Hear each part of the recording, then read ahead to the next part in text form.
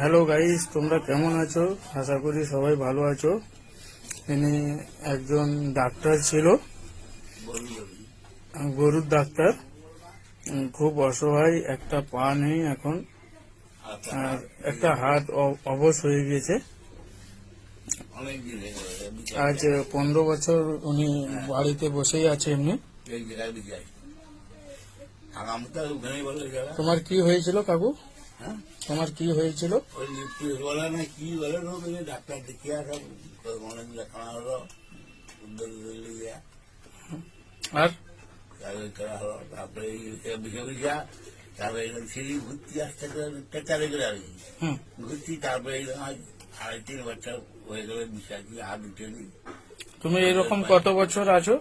10-15 বছর হয়ে গেছে। 10-15 বছর।